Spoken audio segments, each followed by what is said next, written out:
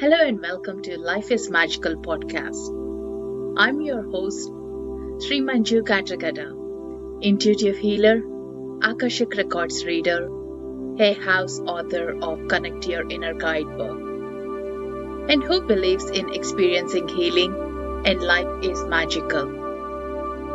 Through this show, I'll be sharing my toolbox, which is full of life hacks, tips for rainy days, ways to hold our connections with the inner guide, and much more fun things. Let us begin this journey. Hi, beautiful souls. Welcome to this podcast where I'm going to share about energy clearance in the home or office. As we all know, the places where we stay more or welcome people into our lives is where energy gets stagnant or the free flow doesn't happen, and you may notice that you haven't been feeling great or feeling icky or tending to be in a kind of a discomfort place. So these tools and techniques can help you to discharge those excess of energies and bring in a fresh new vibe where you're able to be focused more on your goals, on your life path, and also be more productive. So here, let's go deep dive, and if you have a pen and a paper, maybe you can jot down or pause and make some notes as we go along. There are a good few techniques that I'm going to share here. So as we know, everything is made of energy and has its own unique vibration, including you. Everything is in constant state of receiving and radiating energy. And here with these tools, we are going to take some unwanted energy off at a home. So how does the energy get stagnant to go back, to even understand the whole thing? So when you're having a bad day, negative energy in your home may be feeding these feelings. So the home is like your energies in your body or your office as well. It does pick up on these energies or release those excess of weighted conversations or heaviness in the place that you were sitting and thinking about. If you were just sick, along with the stress of feeling under the weather, the physical conditions carrying negative energy into the space around you is getting clogged up as well. Or following a breakup or a loss. Sometimes clearing the headache or a grief can help you to process the pain and move forward. But also, energy gets along stagnant there. Have you ever noticed the things are not working on in a particular room or a particular room you walk into and you feel like there's a discomfort or a tightness in your gut, not a healthy conversations are happening in that particular area. Arguments or disputes do come up or the babies, they are wonderful. They do pick up the energies. Do you ever notice the babies or young toddlers, they do cry or tantrum in a particular place, of your own home or in someone's house as well? Say, for example, you're arguing with your partner, you said some things, they said some things, and now this agreement is over, but also we haven't cleared the air, right? And that air is still lingering around. During any major transition like new job partners or bringing pets or having newborns, it's also important to clear out the old spaces for these new things to bring in with the new full vibe on. And definitely the pets do pick up the energies as well that are yucky for them too. And when you're feeling stuck, you really want to move from it and make a progression, but you feel like one step forward, two steps back, or not motivated or not feeling great vibe to do anything. So this is the energies we are talking about. So how do we clear it? Can we even clear it? I said, energy, as long as it's energy, it moves. So it can shift from that heavy mode to lighter mode. It's all where your intention goes, the energy goes as well. So that's the first thing. Be skeptic, be open-minded and try these. And some of them will be your favorites or some are totally new to you. So you may say, hey, let me give a chance, nothing to lose, right?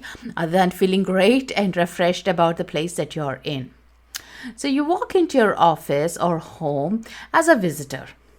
Visualize this or walk in and feel from your heart center which room or which area, which corner of the house or a particular spot, is picking up the stagnance there, or you feel kind of not great, or like a pulsing sensation, a discomfort, or a headache you may feel.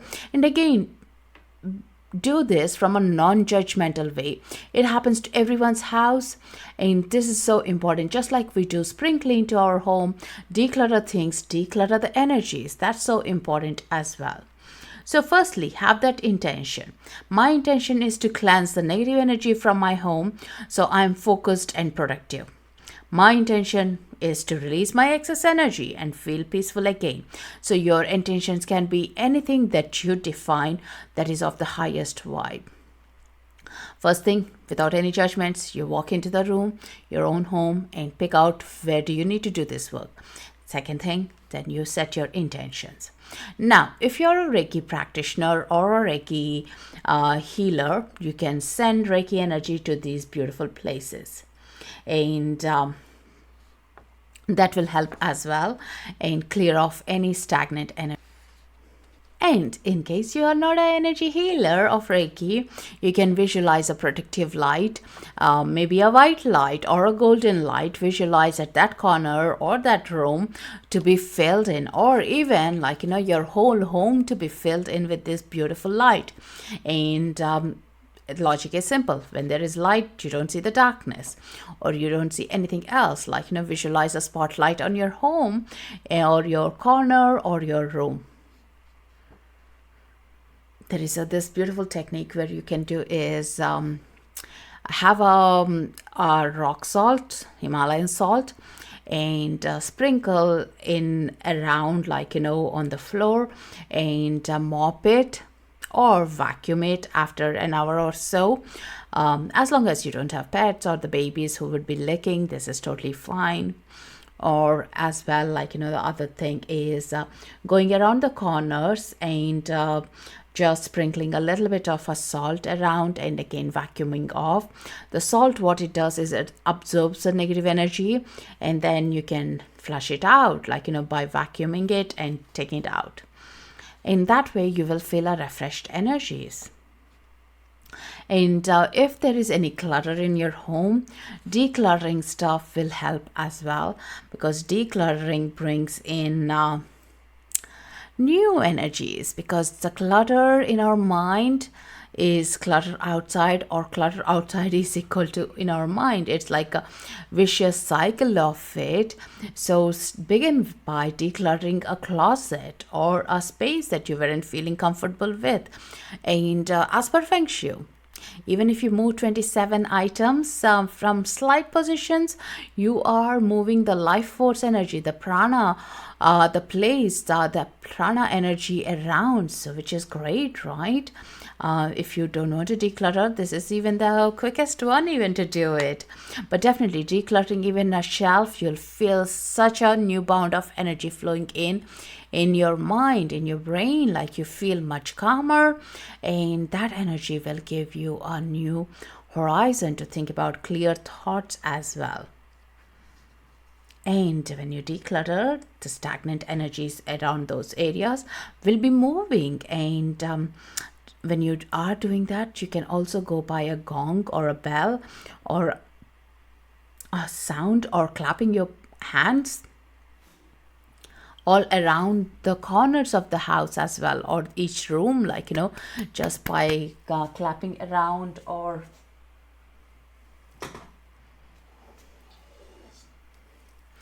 if you have any of these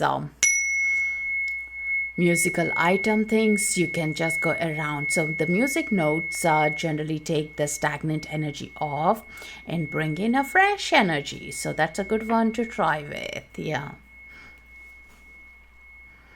And if you have a diffuser, it's a good idea to shift by diffusing some aromatherapy oils like Franklin's rose oil, or lavender. These are great ones to shift the energy because these are the pure vibration concentrated oils, and when these are being there, anything that is of a low vibration has to move.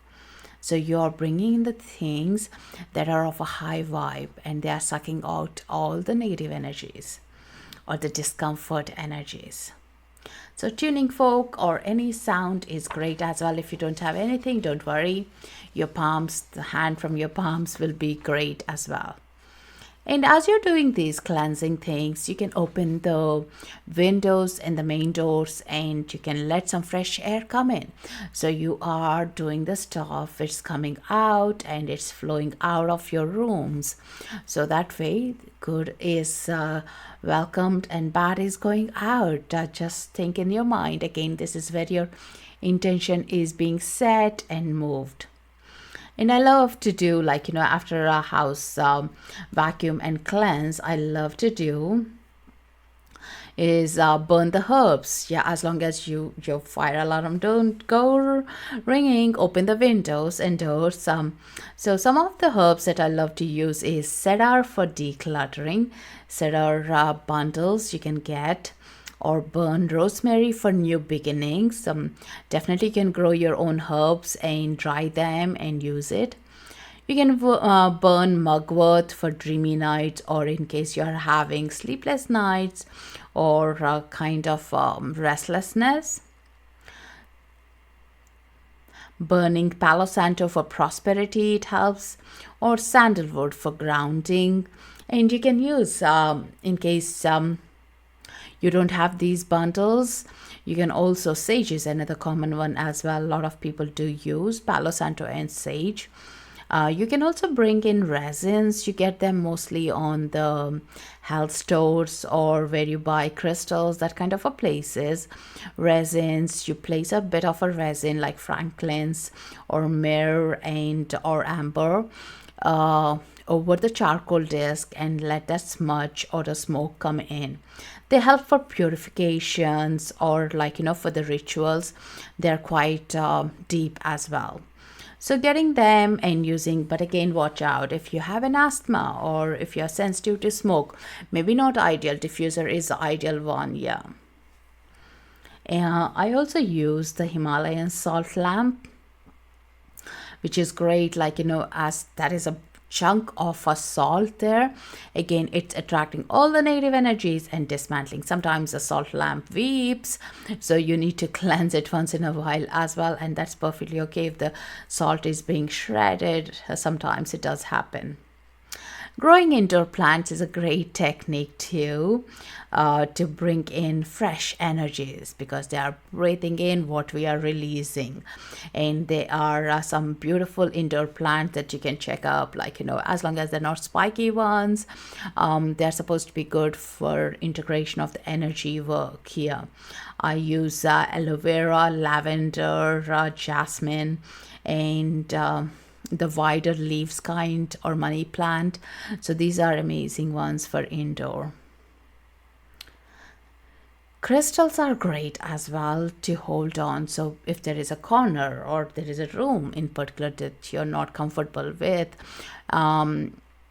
if you have crystals, you can, or you can imagine that particular crystal energy is being charged up in that room, and it's grounding that room and diffusing any energies that are not for the highest good.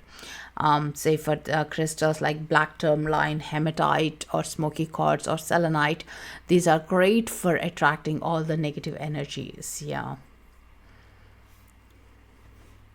There is this technique that I followed a couple of years ago, which is in a black bowl, have some rock salt and add some peppercorns, bay leaf, and leave it around the corners of the house.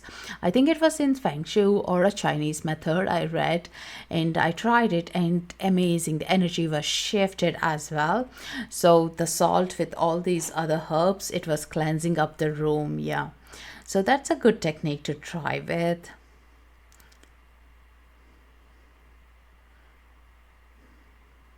And in case you're not comfortable with spraying the salt on the floor or on the corners, what you can do is in a spray bottle, some distilled water, you can dissolve some sea salt and maybe a couple of drops of lavender oil, or your favorite essential oil. You can leave it and spray around the house as a mist, and that is again disintegrating any energies.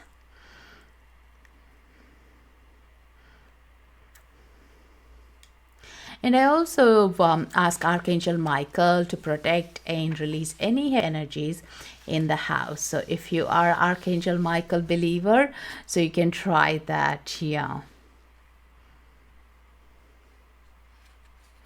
So these are some of the things.